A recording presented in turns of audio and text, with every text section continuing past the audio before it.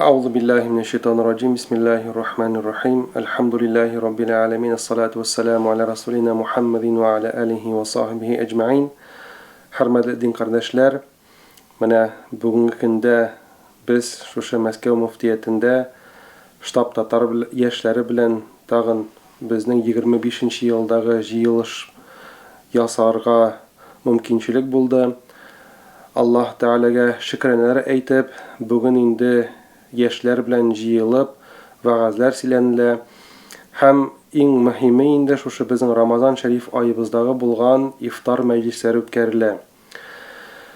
Кыскача әйтеп киткәндә, шушы Рамазан айыбыз безнең елдан-ел килә, без дә инде елдан-ел олылаябыз һәм Аллаһ Субхана ва Тәгаләнең биргән форсатларын кулланып, шушы үзебезнең тормышыбызда барлыкка китерергә тырышабыз.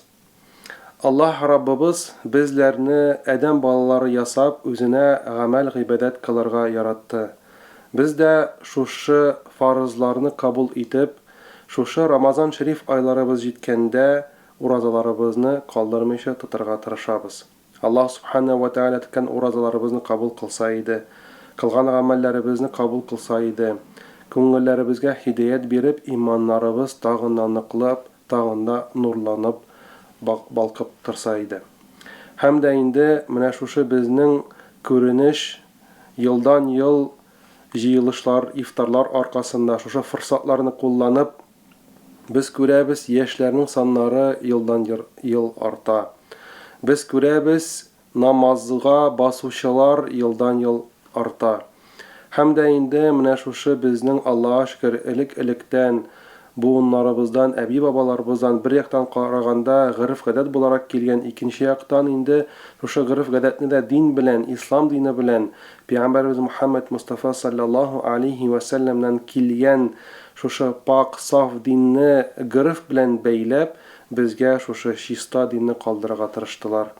Һәм дә без бүгенге көндә Аллаһка шөкер шундый мөмкинчелекләребез, шундый форсатларыбыз шушылай зурлап, ап-ачык иттереп, Мәскәүнең үзәгендә шушылай бергәләп җыелып, вәгазьләр сөйләп, Коръән укып, үзебезнең шушы киләчәк тормышыбыз, ахирәт турында сөйләп, аңлатып, арабызга тагын да яңа яшь мөселманнарны җыярга мөмкинчелекләребез бар.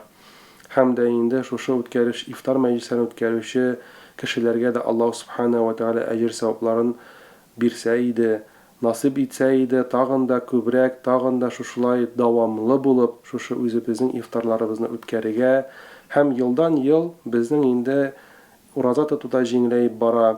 Хәзерге вакытларга әкрен генә кышка якынаябыз һәм шушыңа күрә дә шушы безнең бөтен мөмкинчелекләребезне кулланып, үзебезнең күңелләребезне чистартып, гынахлардан арынырга Аллаһ Субхана ва Тәгалә насыйп әйләсә иде. Чөнки Рамазанның иң асыл, аның төп максаты гынахлардан чистарыну ай. Чөнки Пәйгамбәрбез саллаллаһу алейхи ва саллям нәрсә диде? Рамазан белән Рамазан арасы гынахлар бөтенләй алар гафу ителер диде. Аның җиренә җиткереп үтәү генә кирәк булыр. Рамазан аенда ураза тоту, көндезен ураза, кичкеннәр инде тәравих намаз укып, тәүбәләр кылып, шушылай зата торган ай. Һәм дә инде Аллаһ Тәгаләгә хәмд ва санар укып, аңа шөкранәләр әйтеп, шушындый безнең матур заманнарда, матур вакытларда шушылай Рамазаннарны каршы алып, Рамазаннарны матур затырга мөмкинчелегебез булган өчен Аллаһ Тәгаләгә хәмд ва сана ва шөкранәләр әйтәсе килә иде. Шуның белән тәмамлыйм иншалла шушы әйткән сүзләремне һәм тагын да шатланып көтеп каласы килә. Шушы безнең яшьләребезне, үсә торган яшьләребезне тагын да араларыбызда күбрәк күреп инде шушы Рамазан шәриф айларында гына түгел, җомгаларда, кичке намазларда берләшеп, бергәләшеп шушылай динебезне алып барырга Аллаһ Субхана ва Тәгалә насыйп әйләсен.